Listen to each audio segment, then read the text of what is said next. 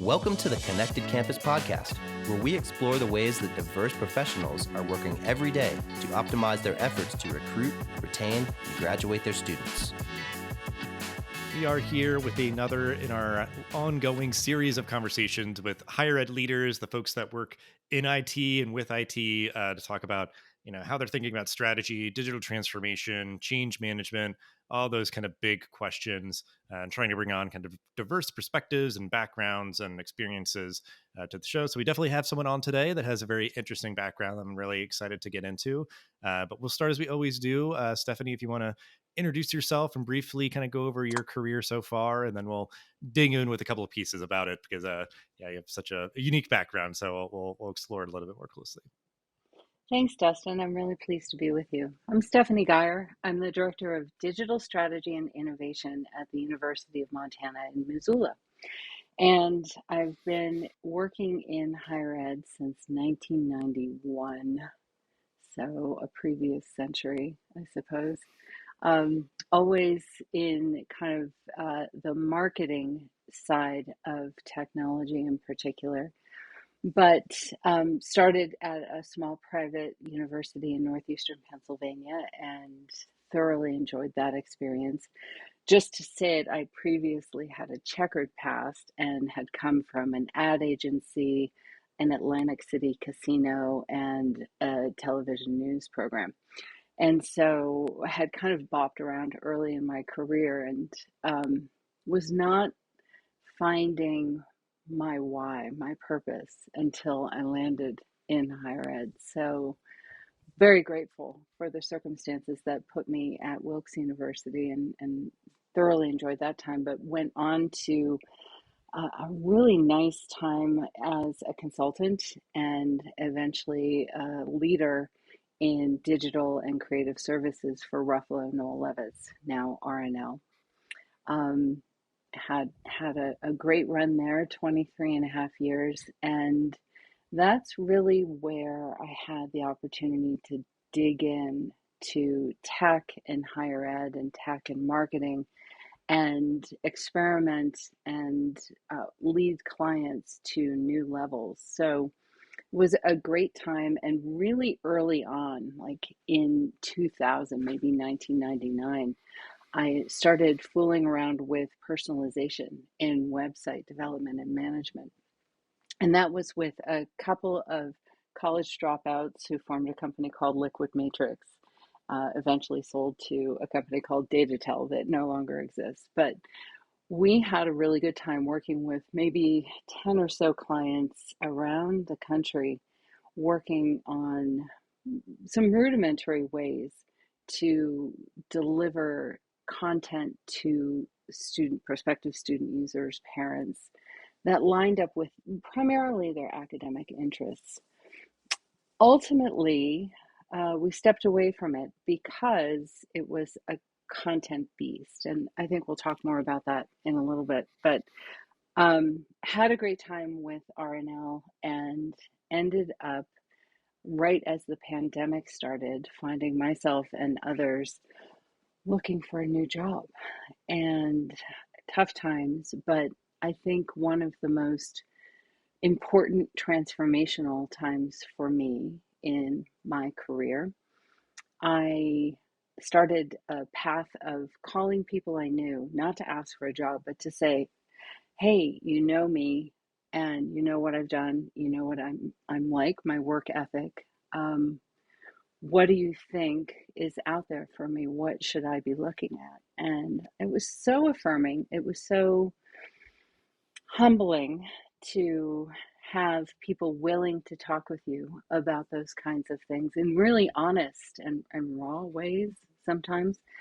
And then other times people would say, well, you're going to be just fine. But what I really want to talk to you about is, can you help me with this project? Or can you come be the interim CMO for a private equity held company? And, that led me on yet a different path, working with Modern Campus, helping them develop a new brand, a new name in the midst of the pandemic, leading two marketing teams that needed to become one at a time when we could not be together because one of the teams was in Southern California, the other was in and around Toronto, Canada, the GTA, and I'm here in Colorado. So a wild time. Um, I ended that stint on a very happy high note, but thought, oh, finally, I might set out my own shingle. I might go back to some of the people who said, well, I could use your help in a freelance capacity or in a consultative capacity. And yeah, I had this idea that I might even take a little bit of a sabbatical and start my own podcast. And the things that you think when you have the luxury of time to think what might be. And my phone rang again, and it was Jenny Petty, a woman that I've known for about 10 years now. We met at a conference, and at the time, she was just up the road from me here in Colorado. She was at the University of Wyoming, and she asked if we could be connected in kind of a mentoring relationship, and I agreed.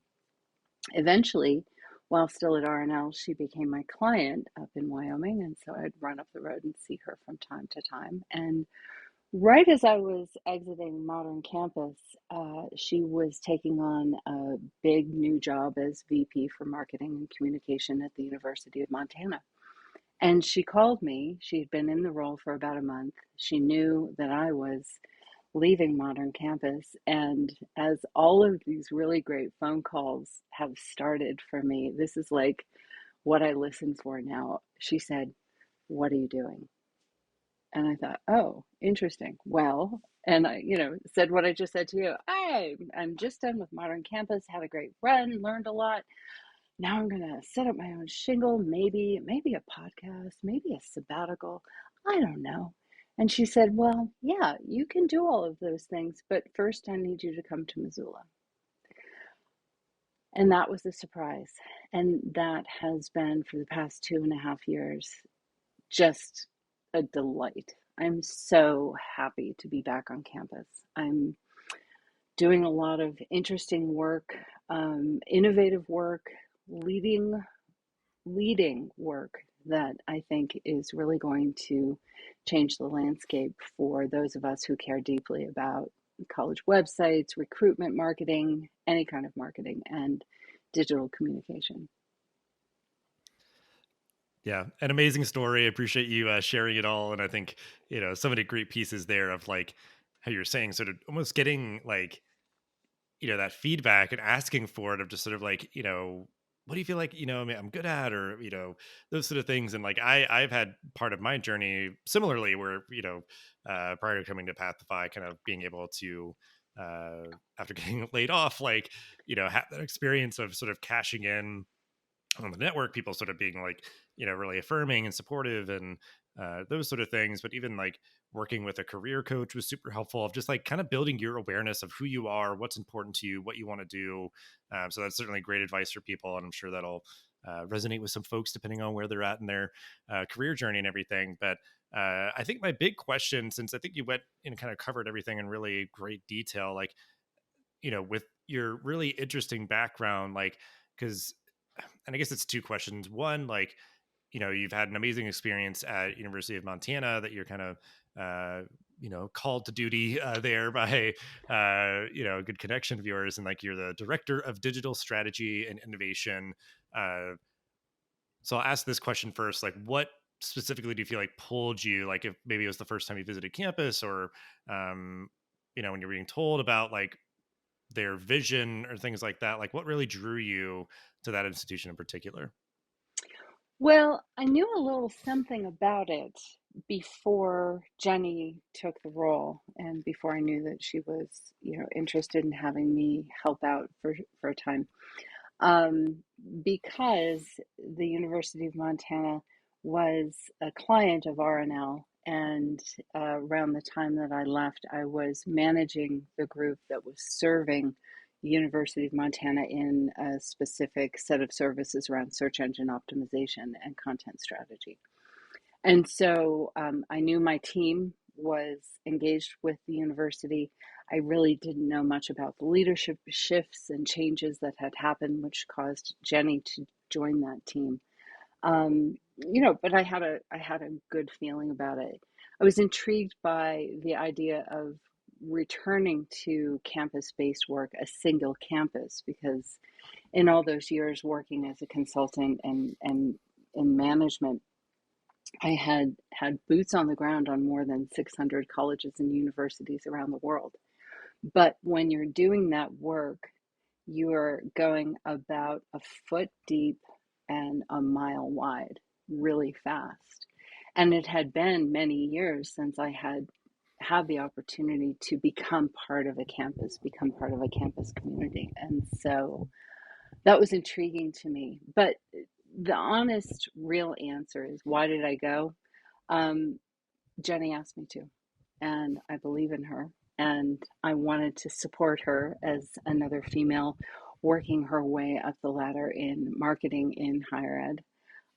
My experience as interim CMO at Modern Campus gave me a new level of appreciation and understanding for senior leadership teams. And um, she's she is someone you need to talk to too. She's a very progressive, innovative leader. She's curious. She's wicked smart. She bases her work in the servant leadership ethos, which very much aligns with who I am and how I manage. And so I knew that we would be well connected as colleagues, and more importantly, I knew that I could take a step, some might say backwards, from a CMO role into a director role under her, that we would work together well in that circumstance, that our roles over the course of our relationship have gone from mentor to she was my client to now she's my boss. And it she's just fantastic. So I'm happy to be working with such a delightful leader, friend, and a really, really strong partner in the work that we do together. We're muscling through a lot of hard, hard work, innovative work. We're blazing trails that haven't been blazed before on our campus, and I think in the industry writ large. And I can't imagine doing this without her. Yeah, well, I hope her ears are burning, or whatever, whatever else might be happening. But because yeah, I mean that's obviously very powerful if folks have people in their network that you just trust so implicitly, or you want to be able to work with, or that sort of thing. And then it is kind of that. This will kind of segue to my next question about the unique perspective. Sometimes when you like work outside of and with higher ed, you'll sometimes see the same names come up, and just that idea of like, okay, like they maybe culturally just have sort of a tendency to be more engaged with trying to not be sort of behind the curve, or at least like, you know, riding the wave as it goes over. Because there are some of those late adopters, and there's some of the institutions that, are always going to be super early adopters and bleeding edge and stuff. So like, yeah, just having worked now at my third ed tech company, it's like, yeah, you see certain ones like come up, and sometimes it is just the well-resourced or big state schools or whatever else. But then there's sometimes ones that are just like, you know, uh, ones that you just might not expect. And I think it's like sometimes if you're in a position where it's like, you know what, I think I want to go back to campus, or somebody approaches you with something, you might already kind of have uh some inclination to be like, well, yeah, I mean, like we had them as a client, or like I've seen them be, announced as a client of a lot of other like other ed tech companies. So like, yeah, maybe culturally that would be a place where I could fit in. So kind of final question, sort of just looking back, is that yeah, you had that stint at Modern Campus and RNL and doing your own thing. How does that experience working outside of and with higher education inform your work now that you are back on a campus? Um, so my vendor partners might have a different perspective. You should talk to them too. I I feel like sometimes I'm a little bit of a terrorist when it comes to working with external resources, because I have been in their shoes and I understand that clients are often crazy slow to respond to the hard work that they give us to respond to, and have really strident expectations. Or on the other side of the fence, someone else on campus has purchased their product and it is being done to someone on campus. So I've had all of these experiences as a consultant, as a delivery person, as a marketer. Um, and I see them coming and I see them coming and I have great empathy for them because I know what it's like to have a really strong client that's on it and getting things done and have a real partnership. And that's what I'm striving for. The terrorism part comes when, I might run into a legacy partner that the university has that is not meeting expectations. And I know that some companies get away with murder because they know that nobody's really paying attention. I pay attention. I read the contracts. I know when the term is up. I know who the CEO is. So it kind of goes both ways. That said, I have such a fantastic partnership with our friends at Modern Campus. They are the CMS behind this groundbreaking admissions microsite that we launched earlier this year, and a stellar, exemplar partnership with Simpson Scarborough, who helped us build that site and helped us build a new brand. And I count on them like I do my actual team, the people who report to me and the people that I report to and around. And it has to be that way for things to work. Has to be that way. And so that's what I look for. And maybe, I'm not the most popular person in every circle anymore because I feel like I know too much. And I'm also really happy to use that knowledge to help my team understand a better way to manage the dynamic with vendor partners and to think about them as partners first and foremost, and to be very clear about expectations, timelines, budgets, all of the thing, and to keep track of things. I saw in my time in consulting a lot of institutions that wasted the resources that were so expensive for them to attain. It's not a cheap thing to have a bunch of consultants flying in and out of your campus and stirring things up.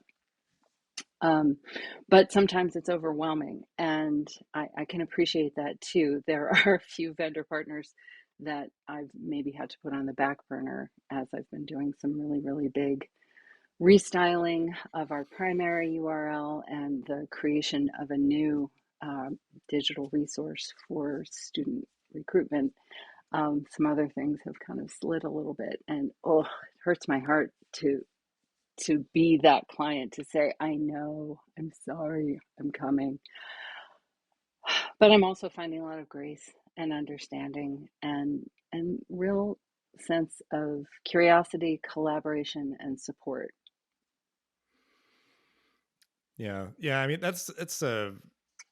it makes a lot of sense, that idea of like, you need to be engaged and like assertive if you're, utilizing these partners who should be kind of additive, augmenting, supplementing, and not just kind of like passive kind of passengers on your institution's journey to achieve your goals and everything. It's like, yeah, you're going to be held accountable, and I'm going to, put my emphasis where it needs to be in terms of like our priorities. And, there certainly could be a place too with like what you're saying, I imagine, where like, if you kind of have a realization where it's like, okay, we're engaging with these partners over here, we're getting a lot out of it, it's the working relationship's going really well, and then it's like, well, actually, I guess I haven't really, engaged with these guys over here. But then it's like, it's a negligible impact or something, and that could be where it's just like, maybe we need to, like you said, sort of like, terms coming up and we just need to move on. Because I think that's conversations I've started to have, and seen some like interesting think pieces coming out about like the culture of higher ed can sometimes just be very additive. It's very hard to take things away or stop things. And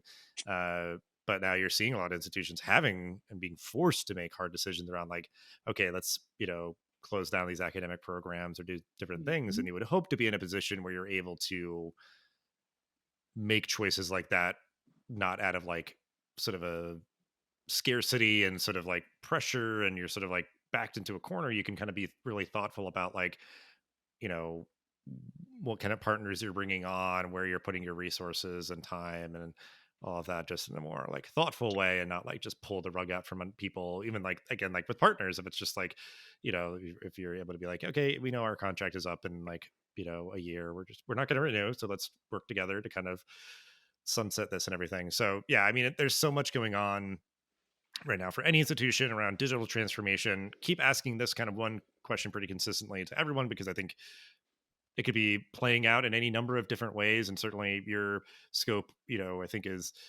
unique as well with some of the folks that we've talked to. But all that to be said, obviously you're engaging with these different partners and tools like our friends at Modern Campus and stuff. But how do you see digital transformation playing out on your campus right now? Well, a couple of things.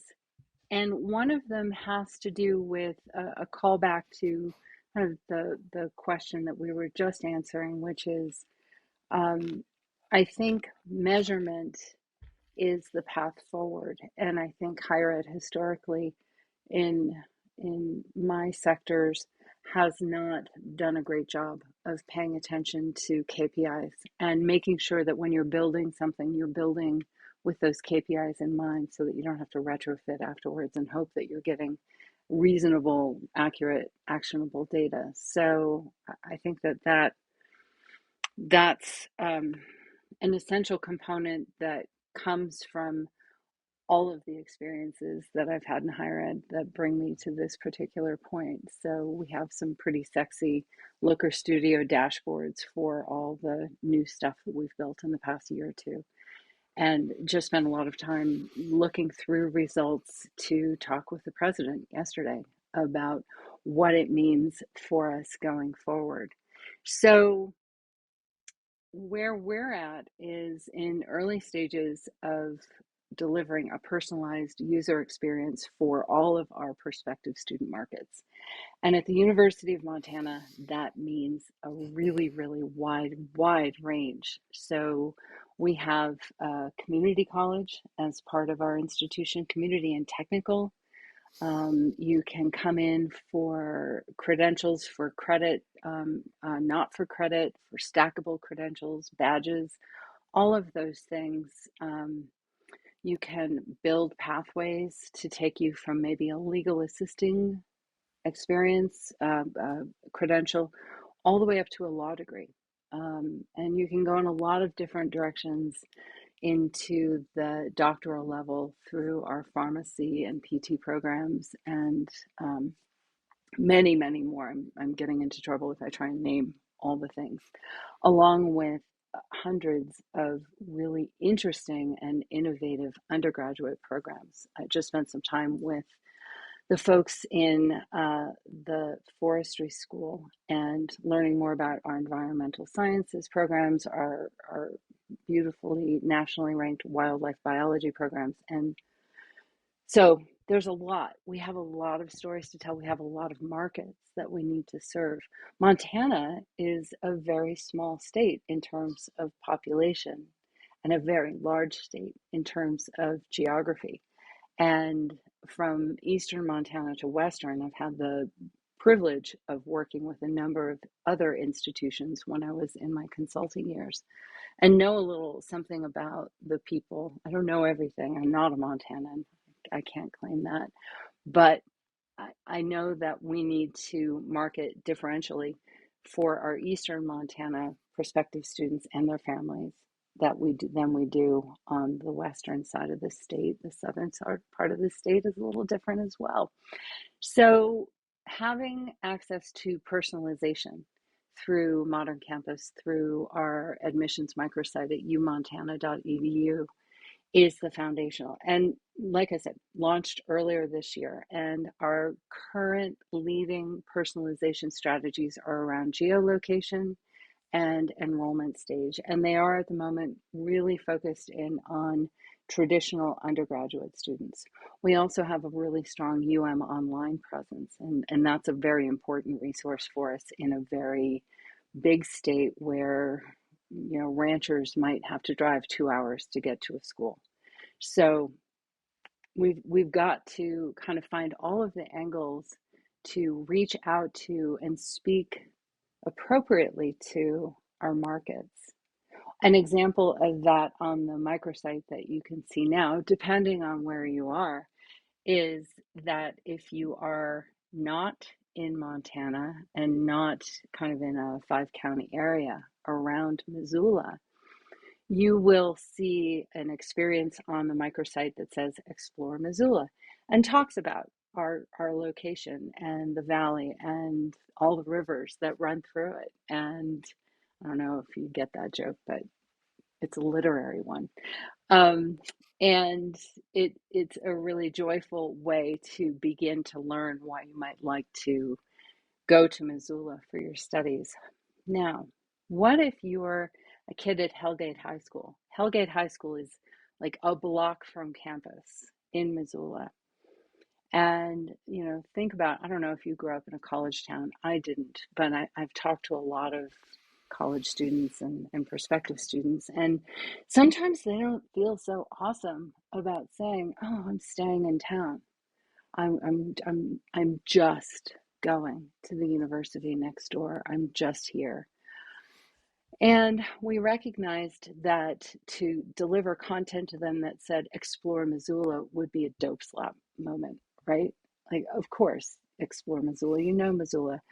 And so we've used the personalization functionality to flip that experience and to say to those students from Hellgate or Big Sky or Sentinel high schools, hey, we know you know about this town, but you may not know everything you need to know about the university. And specifically, you may not know how coming to the school in your backyard is the way that you get out of town. Because we have stellar honors programs, global leadership programs, study abroad programs, exchange programs with institutions around the country. And on top of that, we have the Flathead Lake Biostation. We have our own forest. We have our own ranch. We are probably, in terms of actual acreage, with all of those assets that I just named, plus our beautiful mountain campus and our river campus where Missoula College is, we are probably the biggest land holding institution in the country. I'm saying probably. It's a lot. Yeah, it's a good qualifier, and yeah, I will admit I did not get the joke, but that will be an Easter egg for somebody else out there that does. So I Okay, appreciate good. that. But no, yeah, I mean that's great because I think there's a thing I remember, and it's just stuck in my head, and it really applies, I think, to the situation. I think it was like Malcolm Gladwell did like a TED talk or something. And he was talking about like companies trying to make like the perfect pasta sauce that like everyone on planet Earth loves and agrees is like just objectively the best. But now, and you see this in so many different things, like in the grocery store, there's like 50 different flavors of ragu pasta sauce or something, or 50 different kinds of Oreos and different things, so it's the idea Mhm. that like personalizing, trying to like create the one type of Oreo that you love, where it's like, oh, I want the thin Oreo that's mint flavored, and somebody else wants the mega stuff, whatever. And like, so that idea of like, geolocation being probably like where most institutions can probably start. Like that's a pretty easy thing of just like whatever your IP address, that kind of says like where you are, and we're gonna, provide you information that's different. Like, because otherwise you get so kind of like generic or sort of, kind of milk toast bland, because you're trying to make the one website that is like perfect for everybody. And there's just these like vague statements of like, start here, go anywhere. And it's like, sure, yeah, like every institution has that same sort of like thing, versus like you're saying like explore Missoula, it's awesome, here's all the cool things, or being like, hey, you're here, like we'll take you where you want to go, and this is how we'll do it, and we're going to show you specific examples of that, that idea of like, we study abroad, here's where we've gone, this is how it works. So it's like you're not just doing that kind of vague thing, it's like, yes, that would apply to everybody, you would go here and go where you want to go, I guess. But like, so I love that as like just really simple, clear examples of like that initial shift in mindset that can start to have a lot of implications as you start to kind of like build it out. And exactly what you're saying too, of like, for traditional age students and more like ground based programs and all just the resources that are available to that population, but then being able to kind of like almost like for most anyone else, that idea of like, okay, here's like online, like anybody in the country and it like that applies to them. And then you again start to kind of like contour that experience of like, you know, what you all are leveraging in terms of like your faculty, your sort of pedigree and everything, and how you can sort of, offer that to people online and still maybe like offer like a sense of place, because it's like working in online ed, knowing like people still kind of want to feel some connection where it's like, yeah, you are technically like a part of this university community, even if you live in Maryland and you're studying at University of Montana online, like it's like, come visit us, like, that sort of idea that you can start to personalize that sort of like welcoming message of like, plan your visit and like those sort of things. So I'm obviously getting all kind of jazzed up and excited and just really appreciate, Oh, good. because yeah, you kind of were already answering the next question of like, talking more about personalizations. You spoke to it. That's just been kind of a core value for you and something that you've written on and uh, something, it's a value that we share. And I think why us and like, folks at Auto Campus and stuff get along so well. But yeah, I mean, and just from your perspective of like, the marketing kind of recruitment admission side of it, uh like that's such a phase where I think uh that personalization, and maybe this could just be kind of the final word on this before we wrap up, but like I feel like it's as important if not more so, because it's like there is so much noise out there, like students are getting bombarded with stuff. So if like you can cater what you're serving up to a student so they're getting the answers to the questions that they care about and need, I feel like, yeah, it's just like so crucial. So I guess, yeah, if you want to kind of give the final word on like why personalization like this is so important to do, because obviously like it can take a lot of work and kind of a paradigm shift, but why do you feel like it's kind of worth all that effort? It goes back to one of the very first things I learned at the seat next to my very first then Noel Levitt's consultant, Charlie Hutchins. And um, this was back in the early 90s. I'd been with the university, Wilkes University, for a couple of years, and we were in an enrollment ditch that looked pretty dire.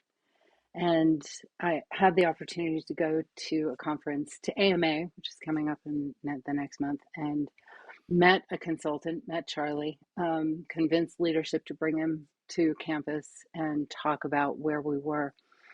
And then eventually I got to be his client. He was my consultant, and he was coming in and he was saying all these things that I had been saying. And as a very young person, less than 30 at the time, I was a little frustrated, but I had a good relationship with Charlie. And so one night at dinner over drinks, I'm like, dude, why are they listening to you saying these things?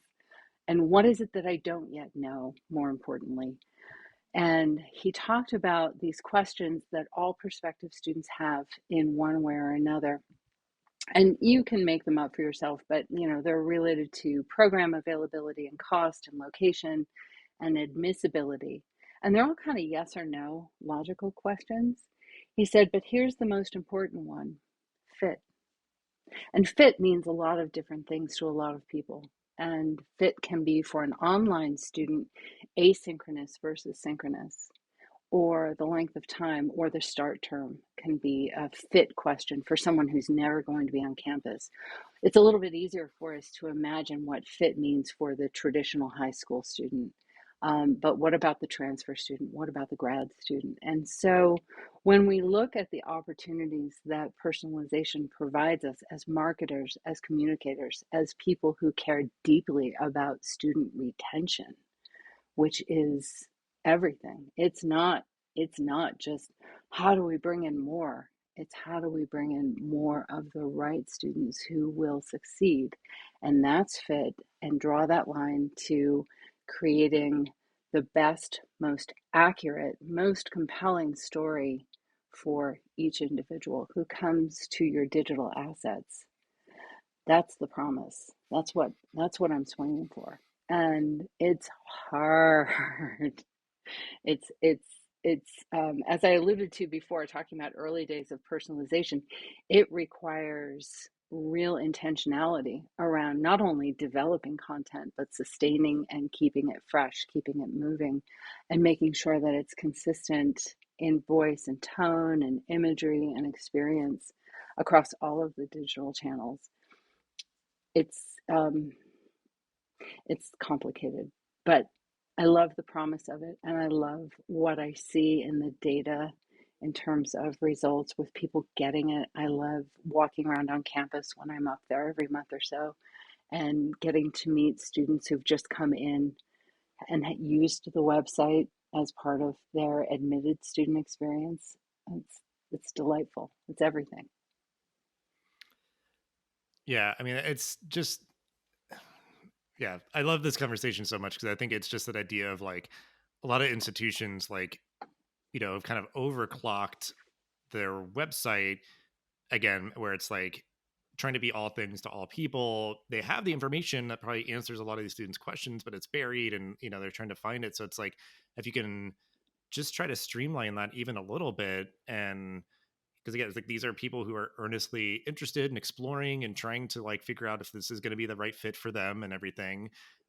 Because I feel like something that somebody said to me recently too that was really powerful is that like we were talking about kind of these like vague statements and stuff that are on websites that don't really mean anything. It's just kind of become very diluted because everybody's kind of saying the same thing. Is even like one, it's going to be like, yeah, you can kind of contour based on where someone is in the world and where somebody is in the whole admissions process. But then like I think a big thing now, because we have done so much work to open up institutions, make them more accessible, more people want to pursue higher education, is honoring that like this is going to be hard, but we're here for you. Like we're going to be with you in the whole retention piece, like trying to like help students answer those questions or relieve those anxieties and stuff versus having to kind of like navigate this winding maze through website submenus of this or that or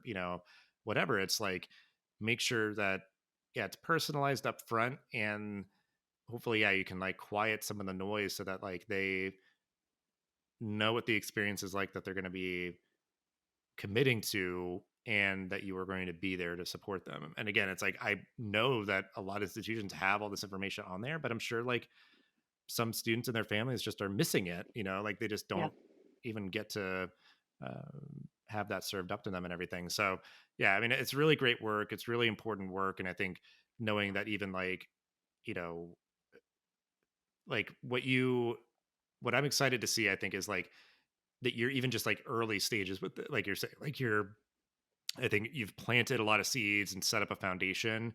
And that's part of the conversations we're having around digital transformation, is that obviously people have a lot of things that they're seeing on the horizon, but that like we're only just now, I think, in the next, year or so going to see the fruits of a lot of people's labor of like digital transformation that was coming out from, just the explosion of ed tech tools and everything. So it's like, Hmm. people kind of changing paradigms finally and all this stuff, Yeah. and seeing what kind of the byproducts of that are, and keeping that momentum going. And as talking to people about like how they're doing that, like how are they not kind of getting sort of fatigued with all the different tools that they're using and everything. So I want to um, pile yeah. on there and say that I think an observation kind of on the negative side that I'll make across my career about higher ed is that we sometimes suffer from shiny object syndrome.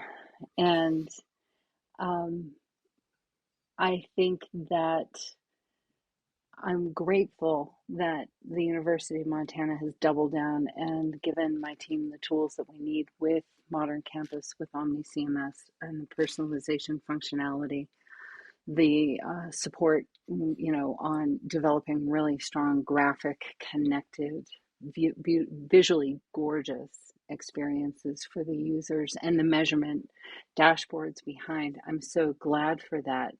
Um, I see institutions, doubling down on AI right now. And I think it's forming. I think it's interesting. I'm interested in how AI connects with personalization. That's where I'm going to build foundation.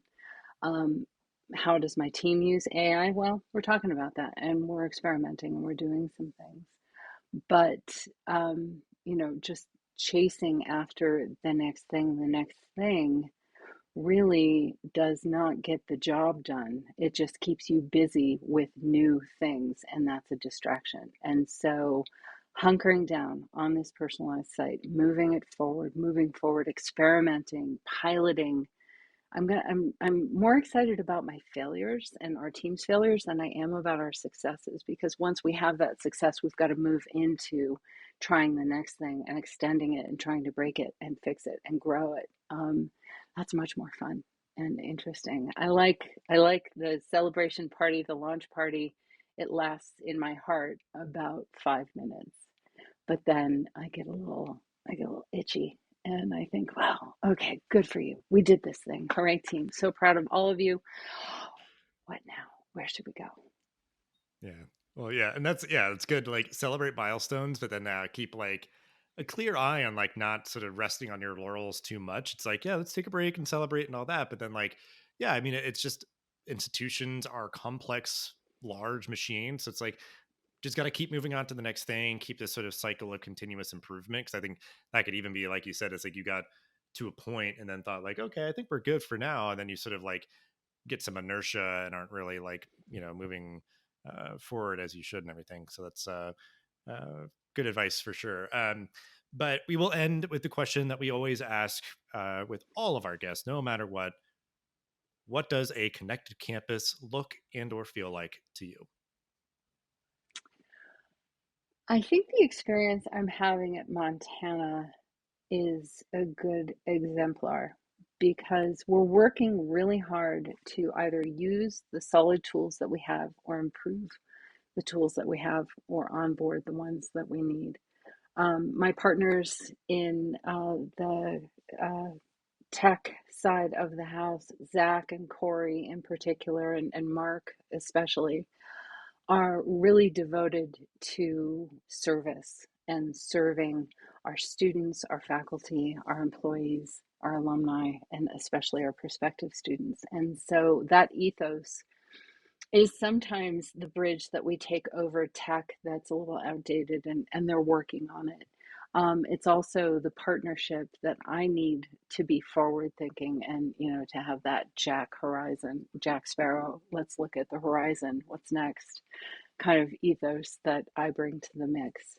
I think the other part of connection is that human connection, which can be facilitated by tech, but really has to be rooted in the leadership, which empowers team members on the ground to develop relationships with people from all corners of campus.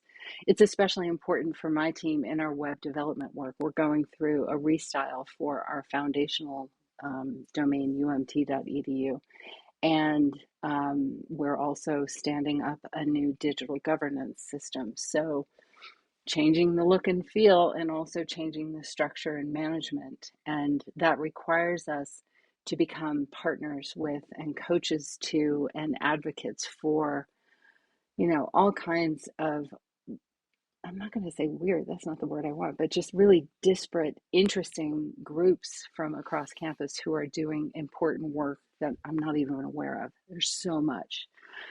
So that connection, I am grateful that I work on a team, for a person, for a leadership team that says, go and make this happen, go and do. And that allows for those connections, those relationships where we can team up and solve problems.